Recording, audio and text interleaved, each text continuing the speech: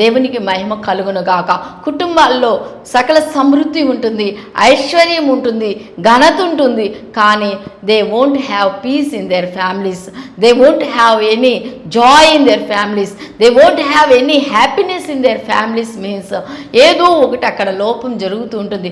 దుష్టుడు అపవాది పీఠకం వేసుకొని గ్రహింపు లేకుండా మనుషుల కుటుంబాల్లో ఏలుబడి చేస్తుంది. ఏంటి అంటే ఏదో అహంభావం, సెల్ఫ్ ప్రైడ్, అవివేకము, ఫూలిష్నెస్ ఎన్నో రకాలుగా వారిని కదిలిస్తూనే ఆత్మీయంగా ఎదగకుండా ఏదో భ్రష్టత్వానికి అప్పగించాలి అంటూ కడవరి ఎంత దినాల్లో అపవాదిగాడు వారిని మరి వెంటాడుతున్నప్పుడు మెలకువ కలిగిన ఆత్మ కలిగి దేవుని సన్నిధిలో ప్రార్థించి దానిని ఛేదించడానికి, జయించడానికి దేవాని కృప అనుగ్రహించని మనం ప్రార్థన చేసే వారంగా ఉండాలి. దేవునికి మహిమ కలుగును గాక. నీ పలు వరస కత్తెర వేయబడినవియు. కత్తెర వేయబడాలి అంటే పలు వరస అంటే పలు అంటే ఎన్నో వరసలు మన జీవితాల్లో మనము తీసి వేసుకోవాల్సిన అవసరత ఉంది. ఈ యొక్క ప్రాముఖ్యమైన సమయంలో పాత నిబంధన అనేది మరి ఒక కత్తి, క్రొత్త నిబంధన అనేది ఒక కత్తి. కత్తెర అనగా కత్తి ప్లస్ కత్తి, కత్తెర.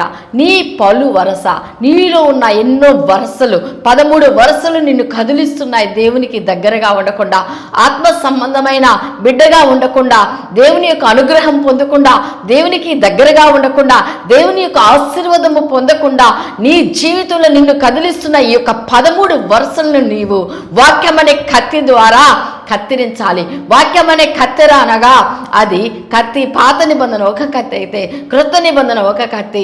ఈ యొక్క వాక్యం అనే కత్తెర ద్వారా మనము అనవసరమైనవి ఆత్మీయ జీవితంలో గ్రోత్ లేకుండా చేస్తున్న whatever it might be, we need to cut each and every day by examine our self. దేవునికి మహిమ కలుగును గాక. Praise the Lord. హల్లెలూయా.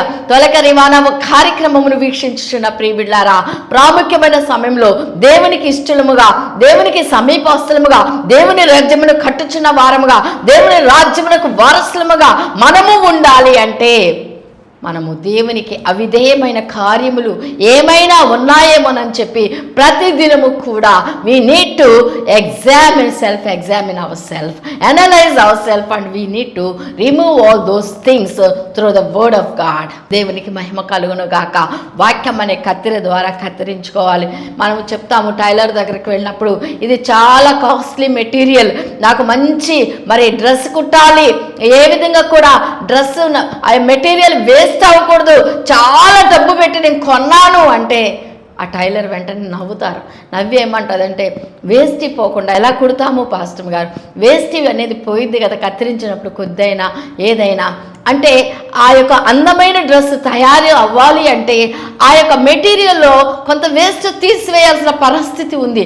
మనము కూడా దేవునికి అందమైన, స్వరూపమైన, ఇష్టమైన ఆత్మీయ బిడ్డలముగా ఆ రాజ్యమును స్వతంత్రించుకోవాలి అంటే మన జీవితంలో ఉన్న దేవునికి అయిష్టమైన వేస్ట్ని తొలగించుకోవాలి. వాక్యమనే మరి వాక్యము ద్వారా, ప్రార్థన ద్వారా we need to take away all those filthy things in our life. దేవునికి మహిమ కలుగును గాక. హల్లెలూయా. స్వనీతి ఆయన చిత్తాన్ని నెరవేర్చదు, ఆయన రాజ్యమునకు చేరడానికి ఏమాత్రము కూడా అవకాశం లేదు. కానీ we need to examine our self, we need to rectify our self every day, each and every moment. మనము క్రిస్టియన్ అనబడవచ్చు, విశ్వాసం అనబడవచ్చు, సేవకులు అనబడవచ్చు. కానీ మన మాట ద్వారా, చూపు ద్వారా, తలంపుల ద్వారా, క్రియల ద్వారా, నడక ద్వారా, పడక ద్వారా, మనస్సు ద్వారా, whatever we are committing mistakes, we need to analyze and we need to rectify through the word of God. Praise the Lord. Hallelujah. తొలకరి వాన కార్యక్రమమును వీక్షించుచున్న ప్రియబిడ్లారా, నీ పలు వరస కత్తెర వేయబడినవి. నీలో ఉన్న పలు వరసలు, పలు అంటే ఎన్నో వరసలు నిన్ను కదిలిస్తున్నాయి. ఆత్మీయంగా దేవునికి దగ్గరగా ఉండకుండా, పర సంబంధమైన కార్యములు చూడకుండా, నెమ్మది సమాధానంతో జీవించకుండా, మేలైన కార్యములు చూడకుండా నిన్ను అణచివేస్తున్న సమస్త దురాత్మ శక్తులపై నీవు జయము పొందాలి అంటే వాక్యమైన కత్తెర ద్వారా నీ జీవితంలో వాటిని తొలగించుకోవాల్సిన ఆవశ్యకత ఎంతైనా ఉంది. దేవునికి స్తోత్రం. హల్లెలూయా, హల్లెలూయా. మన జీవితాల్లో 1వ కొరింథీ పత్రిక 15వ అధ్యాయం 58వ వచనంలో రాయబడి ఉన్నది, కాగా నా ప్రియ సహోదరులారా, నీ ప్రయాసము ప్రభువునందు వ్యర్థము కాదని ఎరిగి స్థిరులను కదలని వారును అయ్యుండి ప్రభువు కార్యాభివృద్ధి యందు ఎప్పటికీ ఆసక్తులై ఉండిరి. Praise the Lord. హల్లెలూయా. కాబట్టి ప్రియ సహోదరులారా, మీ ప్రయాసము ప్రభువునందు వ్యర్థము కాదని ఎరగాలి. వ్యర్థము కాదని ఎరిగి స్థిరులను కదలని వారును. మనల్ని కదిలించేవి చాలా ఉంటాయి. మనం చదువుకున్న 13లో మనము కదలకుండా మనకి ఎప్పటికప్పుడు మనం జాగ్రత్తగా ఉన్నా మనల్ని కదిలించేవారు స్నేహితుల ద్వారానో, బంధువుల ద్వారానో, ఇంట్లో యజమానులు, తర్వాత పిల్లల ద్వారానో ఏదో విధంగా డిస్టర్బెన్స్ జరుగుతూనే ఉంటుంది మన ఆత్మీయ జీవితంలో.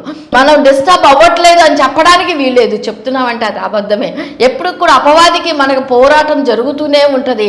ఎంతవరకు ఈమె కదలకుండా ఉంటుంది, ఎంతవరకు స్థిరముగా ఉంటుంది, ఎంతవరకు నమ్మకంగా ఉంటుంది, ఎంతవరకు దేవునికి ఇష్టలుగా ఉంటారు అని always we use to get testings, temptations in our life. But ఇక్కడ అపోస్తలుడైన పౌలు కొరింథీయులకు రాసిన పత్రికలో చక్కని మాట 15వ అధ్యాయము 58వ వచనంలో చెప్తున్న మాట ఏంటంటే, ప్రియ సహోదరులారా, మీ ప్రయాసము ప్రభువునందు వ్యర్థము కాదని ఎరిగి స్థిరులను కదలని వారును అయ్యుండి ప్రభువు కార్యాభివృద్ధి యందు ఎప్పటికీ ఆసక్తులై ఉండి. ఎప్పటికీ all the time we need to show interest to do God's work. Immovable, కదలన వారముగా, స్థిరులము కలిగి, విశ్వాసములో, నిరీక్షణలో, ప్రార్థనలో, పట్టుదలలో, సహవాసములో మనము కదలన వారముగా ఉండాలి. దేవునికి స్తోత్రం.